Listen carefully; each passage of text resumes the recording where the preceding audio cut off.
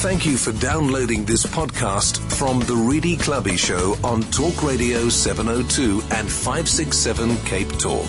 For more, please go to 702.co.za or capetalk.co.za. Talk Radio 702 and 567 Cape Talk. The Naked Scientist. Okay, I've got lots of SMSs and tweets about what we were talking about earlier. When is it the right time to speak out? Even Mbazi Mashilo has posted a tweet. I'll share them all with you just after 10 o'clock. But now, let's get cleverer. The Naked Scientist is brought to you by The Rand Show. It's showtime, 18th to the 28th of April at the Expo Center, Johannesburg, Nasrec. And of course, next week, he'll be performing with his colleagues in front of a live studio audience. You see, we've been announcing this for so long and people are getting in touch with us at the last minute. Really, can I please bring my children? And of course, my heart is tender towards children. And I almost want to bypass the red tape and say, yeah, bring your children. So we'll see what we can do. But Chris, good morning. Hello. Thank you so very much for joining us. We're all very excited about next week. And I understand there's a problem with last week's podcast that it wasn't put on the website. We'll sort it out and see if we can put it there just after the show. Thanks for letting us know. Anyway, Chris, in vitro vaginas, what's this about? Yeah, sounds interesting, doesn't it? What does it mean? Well, scientists in Mexico and in the States have grown new vaginas for 4 young women. They did this 8 years ago, and they're now reporting on what the outcome has been.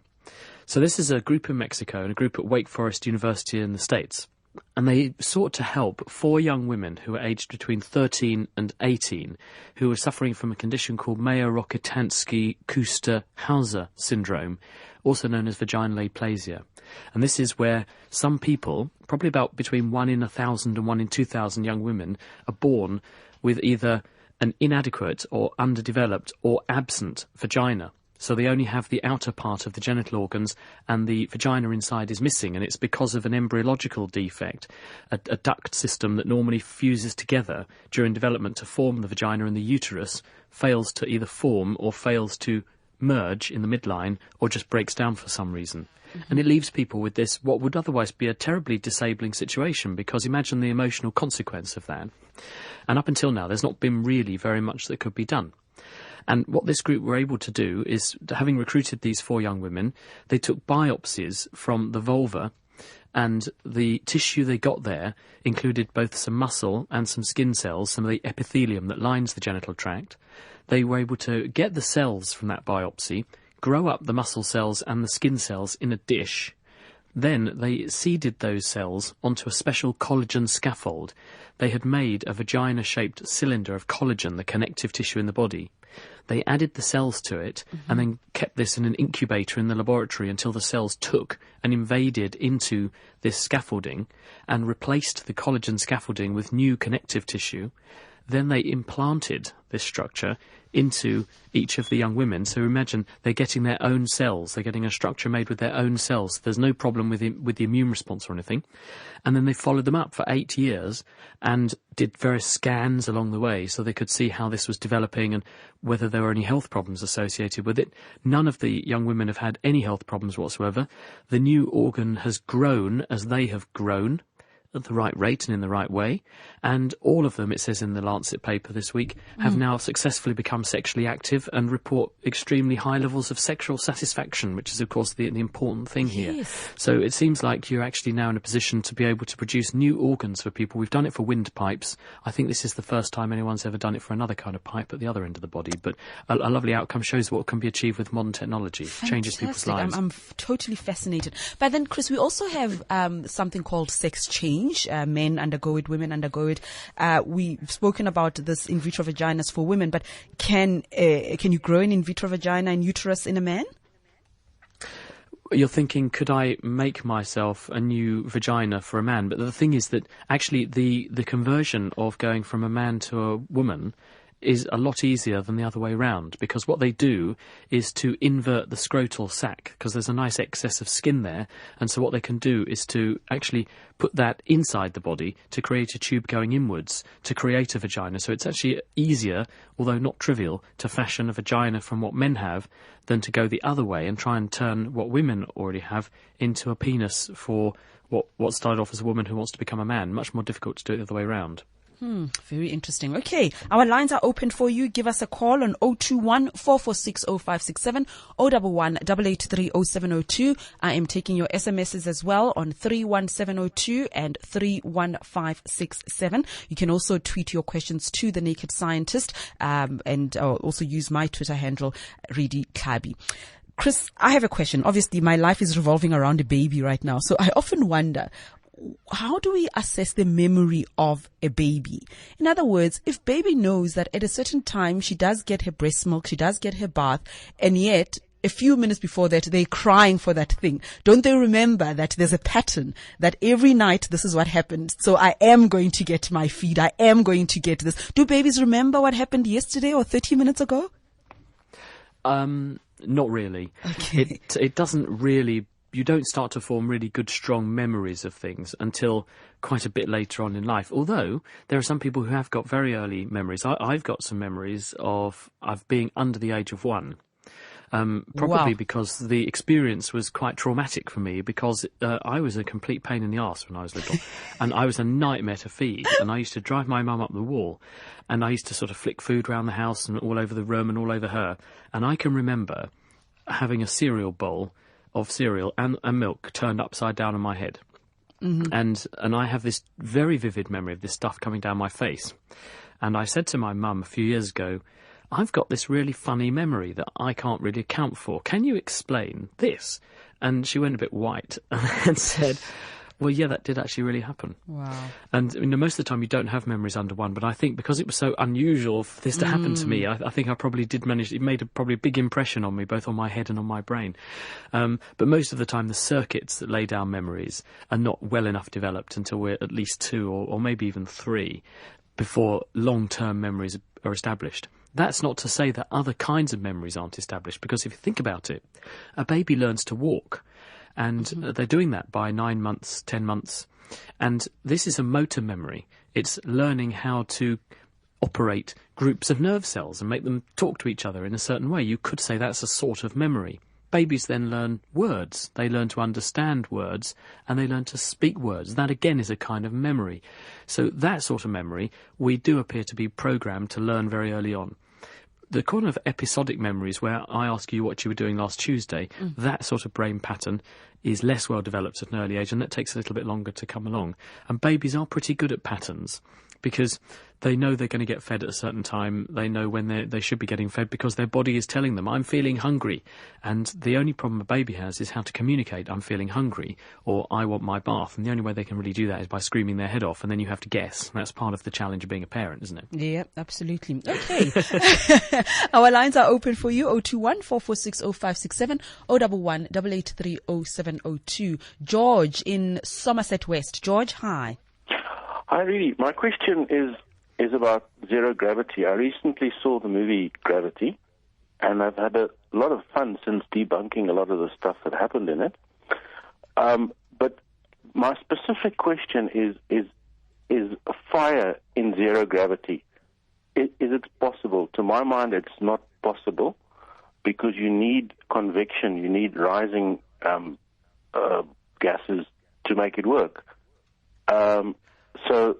And in the movie there is a fire, and then they also have fire extinguishers, which sound like a very bad thing to have in space, because you can have either lots of CO2 or lots of fine dust powder all over, which is not, doesn't seem like a good idea in a spaceship. What does the naked scientist have to say about that? Mm-hmm. Do you know, George, it's so funny you say that, because when I was flying to Chicago recently, I looked at the in-flight menu of films, and that was on there, and I thought, right, I'll watch Gravity, because someone had asked me a question about it at a talk I was giving, an after-dinner talk in Cambridge at the beginning of the year, and they'd asked me a question about it. I thought, I'd better gen up on this film, because maybe other people will ask me questions.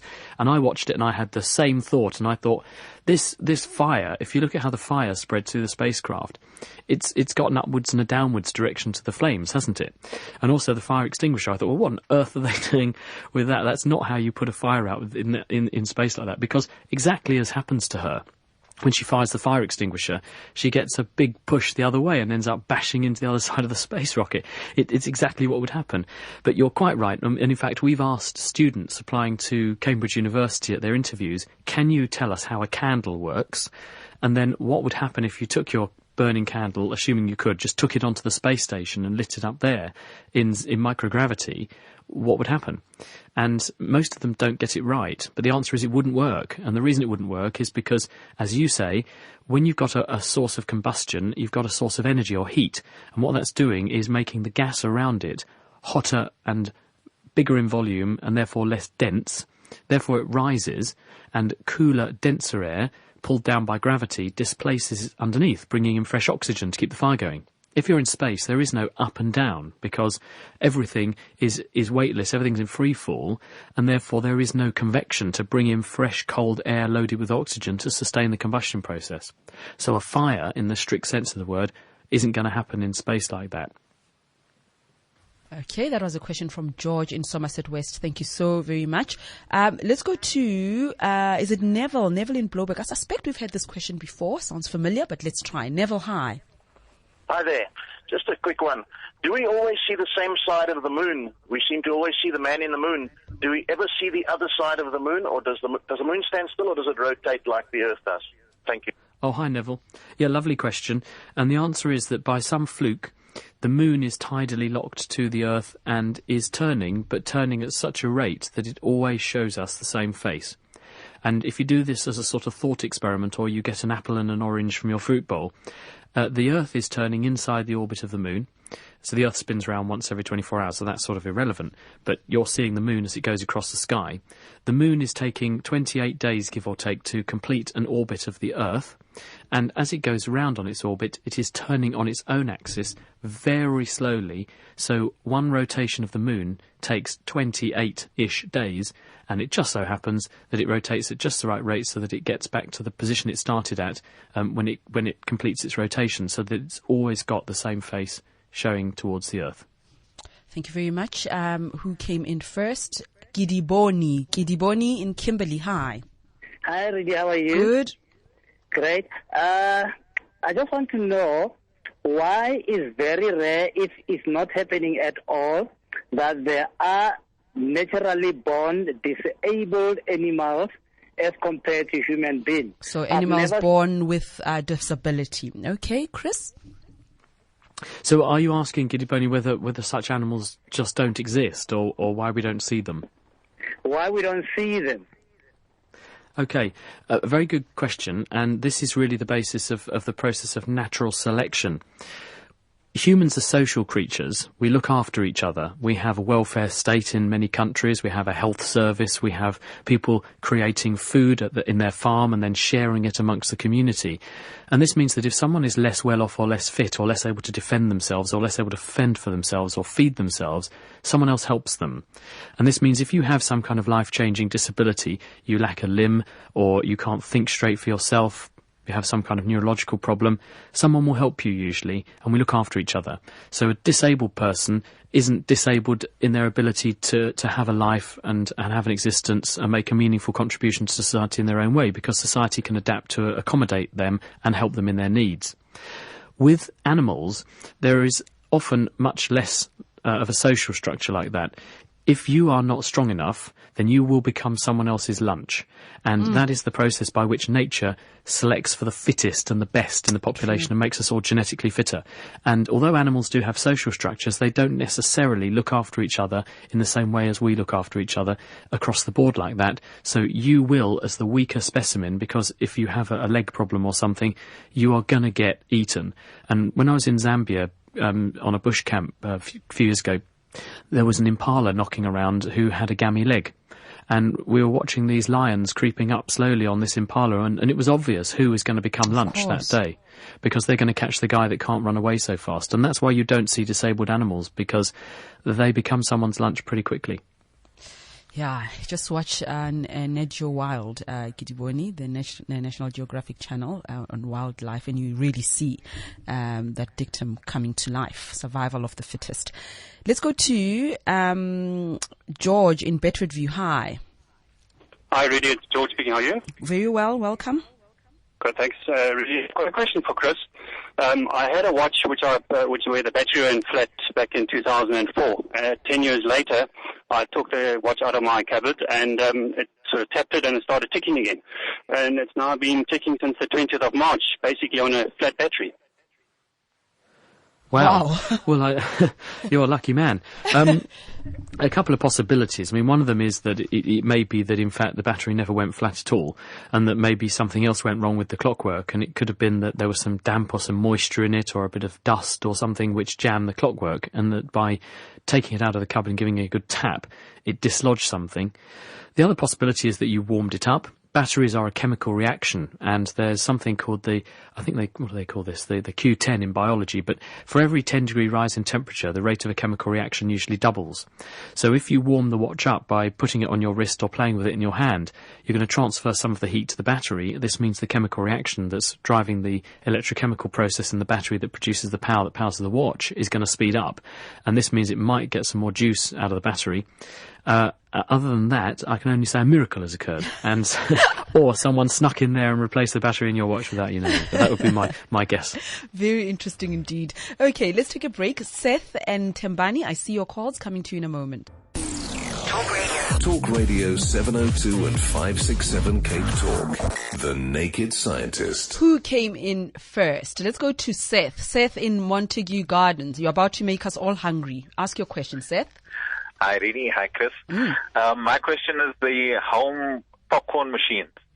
How do you get the flavor to stick to the popcorn?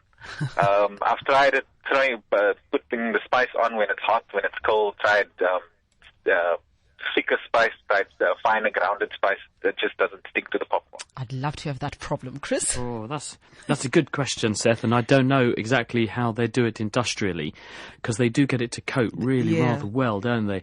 The cheaper way of doing this is what you see in the cinema, where they just pop the corn and then they sprinkle the stuff in from the top, and the heat of the popcorn melts the sugar into a sort of treacly mixture all over it. But I don't know how they do this industrially. They might have some kind of spray technique where they spray the sugar solution onto the popped corn. So I think they pop the corn first and then they spray the stuff on in a mist. I think that would be the way I would try and do it. I might try and do some experiments, quite tasty experiments, to see if I can work it out. Oh, that would be nice. Maybe you must do it next week. Chris, I'll help you along. I can see what my role would be in that experiment. Let's go to Tembani in Orange Farm. Hi. Hi, Reggie. I want to find out if you take a plastic bottle filled with water, then you open a dark room on the top of a roof. You insert that bottle half top, half inside the room with water. When the sun shines, in that dark room, there's a light coming inside like it's a bulb. What is the secret there? I'm not really sure I can understand the observation you're making. So you get a bottle of water, and you half fill a bottle with water. You full fill the bottle with water, then you open the roof of a house where the bottle can fit. Then that bottle, you fit it inside half top, outside the roof, half inside the house. I understand. I've got it. I get it. I know what you mean. So in other words, the bottle can see the top of the top. Right, I know what he means. Okay. So the top of the bottle can see the sunshine, but the bottom of the bottle can't. It's in the room, yet the sun is shining through the bottle and being transmitted by the water in the bottle, so that it looks like the sun is shining through the bottom of the bottle. Is that what you're getting at, Tembani? Hey, Tembani? Yeah. Yes. Yeah. Okay, that's what he is. Good. Yeah? Okay. This you can actually use a bottle of water like this to make your own fibre optic demonstration. And in fact, in the book we wrote, which is called Maverick Science, you can get in South Africa. It's a little book of experiments. You will find this experiment in there. And what we did was to drill a hole in the bottom on the side at the bottom of a lemonade or a fizzy drink bottle, fill it up with water, and then cover the hole with your finger temporarily, shine a flashlight or a torch in the other side of the bottle, then take your finger away from the hole, a stream of water comes out and drops down below the level of the bottle, but you can put your hand into the stream well below the bottom of the water, and you'll see where the water is hitting your hand, a white light from the torch which is nowhere near your hand. And this is the phenomenon of total internal reflectance. And what is going on, it's the same science that means that fibre optics can convey information round corners, round bends, as pulses of light.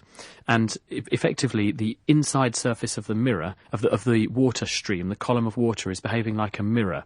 And so when the light hits the inner surface of the water, where the water meets, in this case, the side of the bottle, but in the case of the stream in the air, where the water meets the air, then it causes refraction, and the light, it can't come out of the water, so it has to bend inwards, and it reflects off the interior surface of the water back onto itself, and it goes all the way down inside the stream of water, and it's total internal reflection.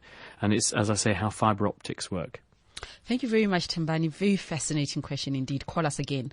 Is it Komu in Lodium? Komu. Yes, Okay. that's right. Welcome. Hi, Rudy. Hi, Chris. My question is, we are building a temple tower 5 meters high, but we find the birds are nesting there. How do we keep them away?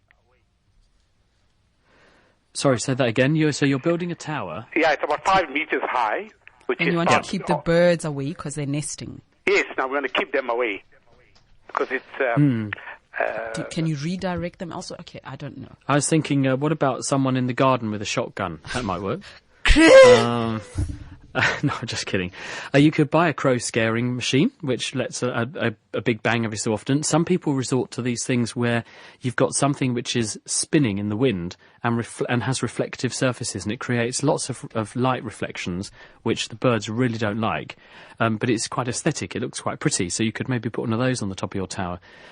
People wanting to deter pigeons and things tend to put those long, spiky wires that stick off. They look like the head of a broom, and you put them around all of the surfaces at the top of your roof or tower, so there's nowhere for them to perch. So you could also consider that. Other people, depending upon what sort of birds you're trying to get rid of, but other people put sparrowhawk models on their towers, and little birds come along and they see what they think is a big sparrowhawk, and they think they're going to get eaten, so they go away.